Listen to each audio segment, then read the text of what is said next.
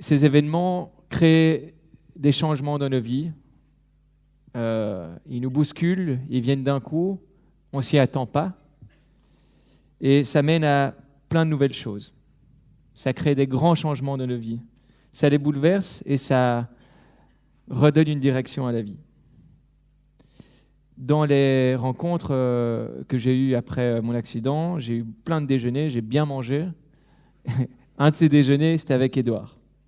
Édouard Mondron, qui, de son vécu, de son histoire personnelle, mais aussi de la rencontre qu'il a eue avec un tas de gens, a fait un film.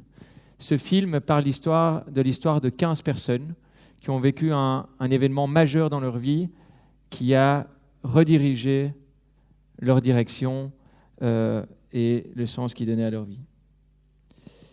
Je vais donc te laisser parler, Édouard. Édouard est réalisateur et il a réalisé un projet qui s'appelle WeShift. Vous en avez déjà peut-être entendu parler et lui pourra probablement encore mieux en parler. C'est à toi.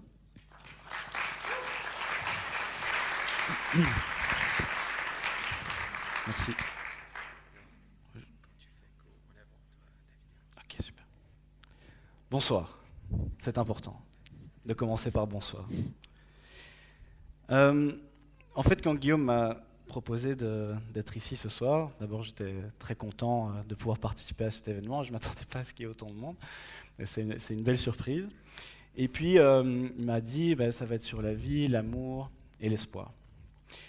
Et je ne vais pas parler de ça.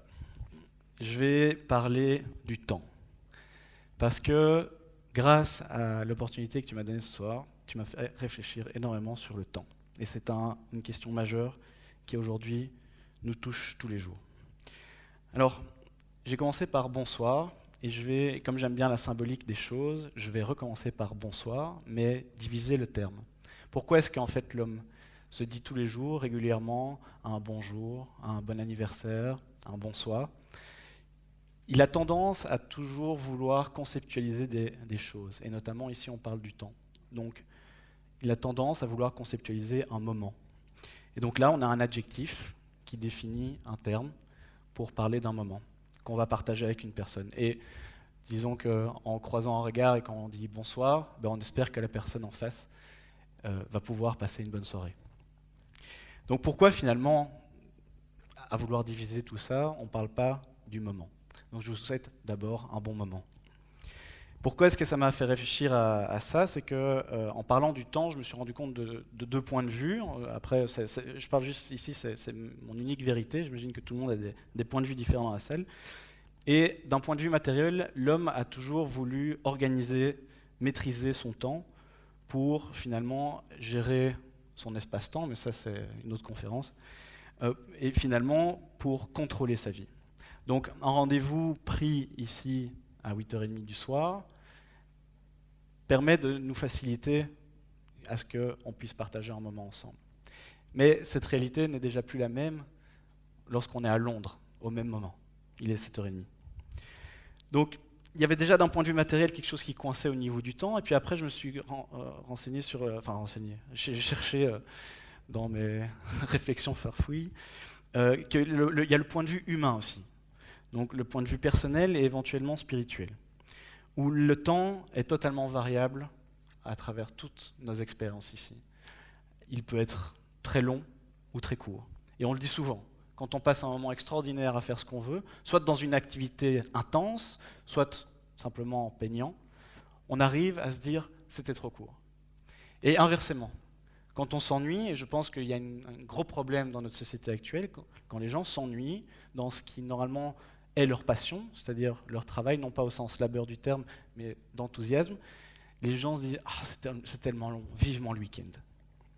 Donc j'aime à penser que du coup, grâce à cette réflexion, que le temps est finalement une illusion vaguement nécessaire. Qu'est-ce que le temps? Donc pourquoi est-ce que je parle de ça depuis 3 minutes ou 4 minutes? C'est que quand tu m'as proposé de faire ça et que tu me dis la vie, l'amour et l'espoir, j'adore le concept, j'adore pouvoir parler de ce genre de choses, mais tu m'as mis dans une réalité matérielle qui était, et tu as 10 minutes pour en parler. Et je me suis dit, ouf, ça c'est un challenge. 10 minutes pour parler de l'amour, de la vie et de l'espoir, tout ça avec des concepts différents qui nous traversent tous, je fais laisse tomber. Donc du coup, j'avais envie de parler du temps, et ça fait déjà maintenant 5 minutes que je suis dedans. La théorie, c'est bien, mais l'expérience, c'est mieux. Parce que la théorie permet d'amener une ambiance, on fait des études universitaires pour arriver dans notre job, mais je vais vous proposer ce soir une expérience collective qui sera vécue individuellement par chacun d'entre vous. Et c'est particulier comme expérience, c'est à mon avis assez intense, je ne sais pas si tout le monde y arrivera, ça dure 20 secondes. Donc d'un point de vue matériel, on parle de 20 secondes. Et pourtant, vous allez tous ressortir de là avec quelque chose de plus, sans doute. Donc je vais décompter jusqu'à 5. On va prendre une grande respiration. Et pendant 20 secondes, on va arrêter de respirer. Il y en a déjà qui paniquent. Et il y en a d'autres qui vont se dire « Ah non, moi je suis sûr que je vais y arriver ». Donc ce que je vais vous proposer, donc, maintenant, de décompter, prendre une grande respiration tous ensemble, et puis on en parle après. Donc 5, 4, 3, 2, 1.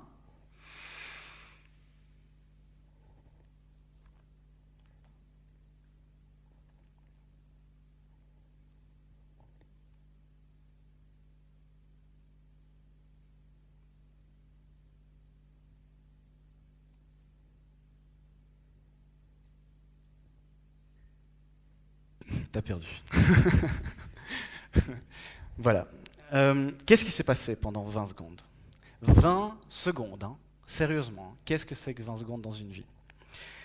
Est-ce que ce n'étaient pas les 20 secondes les plus importantes de votre vie à ce moment précis ? Posez-vous la question. Qu'est-ce qui s'est passé ? Est-ce que pendant ces 20 secondes, vous avez pensé à vous ? Est-ce que vous avez pensé aux autres ? Est-ce que vous avez essayé de faire du mieux que vous pouviez ? Ou est-ce que vous étiez en compétition avec les autres ? Est-ce que vous avez décompté ? Est-ce que vous avez pensé à votre épouse, à votre époux, à vos enfants, à vos parents ? Est-ce que vous étiez hier ou est-ce que vous y étiez déjà l'année prochaine ? Symboliquement, le fait d'arrêter de respirer, c'est ne pas avoir espoir en la vie.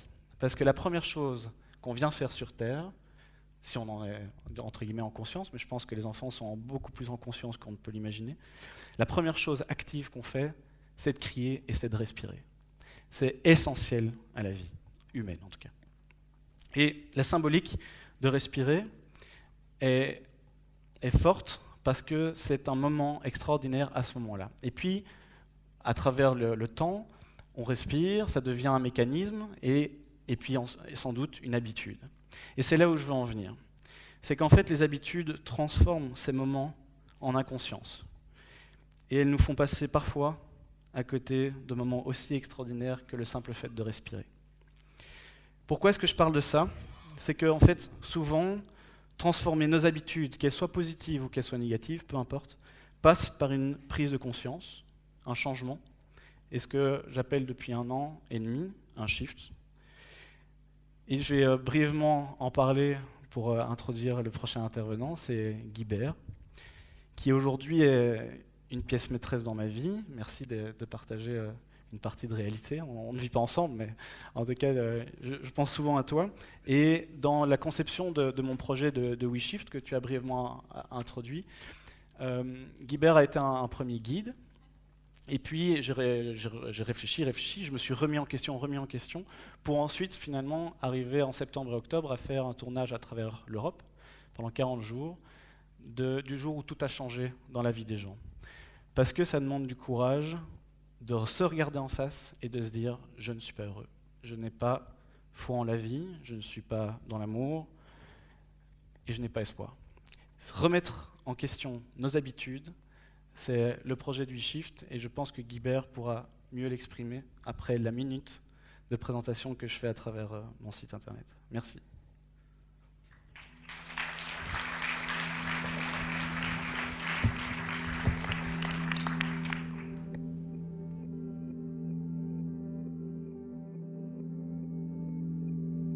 Quand vous avez 30 ans du succès, la mort, ça ne fait pas partie du tableau, de la perspective. Donc ça vous oblige à prendre de la perspective. La crise vous impose de reconnecter à vous-même qui vous êtes vraiment. Je suis né une seconde fois le jour de ma sortie de l'hôpital. Il y a un proverbe mexicain qui dit « on est 2 fois, la deuxième est la bonne ».